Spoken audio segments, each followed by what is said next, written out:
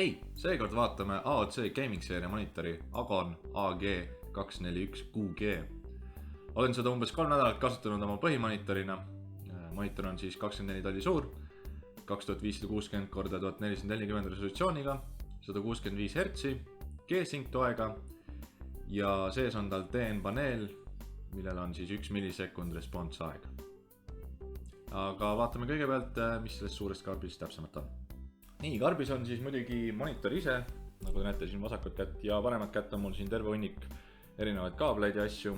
Alustame siis näiteks sellest, tegemist on toitejuhtmega ja siin on siis toiteblokk, siuke läpaka stiilis toiteblokk, tundub igati korralik. Siis on meil siin USB 3.0 juhe, siis on meil kõrvaklapi juhe,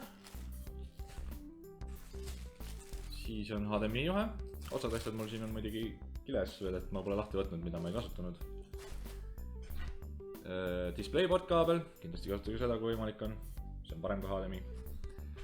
Siis on veel VESA ühendus, et saaks siis monitori kuskile enda jala külge või siis seina peale panna. Ja kõige viimaks mõttetu driveri plaat, mida keegi ilmselt kunagi ei kasuta. Monitor ise on siis musta-punast värvi, jalg on niisugune hõbendane, aga jalg on õnneks tugev metallist. Tänu sellele muidugi monitor kaalub üle 5 kilo, üpriski raske monitor. Saab teda keerata igatepidi muidugi, nurka saab muuta, igatepidi päris palju üles ja alla saab liigutada. Et üldiselt väga hea jalg, üks parimaid, mida ma näinud olen. Muidugi, kuna monitor on üpriski raske, see, et ta siin natuke kõigub, on mu lauaviga. Aga õnneks on nad teinud siia, ma ei tea, kuidas te näete, ma natuke keeran.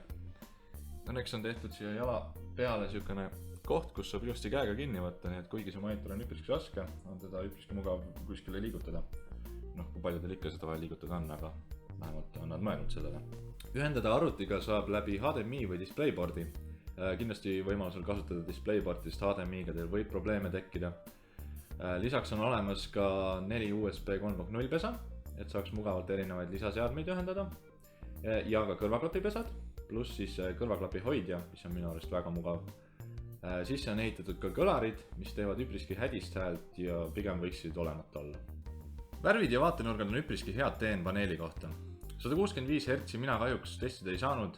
Kuna tuleb välja, et minu GTX 780 seda ei toeta. Seega, kui loodate 165 Hz saada, siis peab teil olema vähemalt Nvidia poolt 900 seeriakaart. AMD puhul ma kahjuks ei oska täpselt öelda, aga ilmselt on ka vaja uuemat videokaarti. Mina siis kasutasin seda monitori 144 Hz-iga ja G-Sync-iga.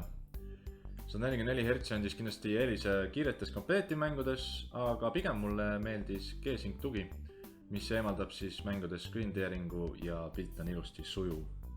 Üks suht negatiivne asi ka selle monitori juures, nimelt minule saadetud isendil on üpriski ebaühtlane valgustus ja taust, mis on tumeda pildiga eriti hästi näha.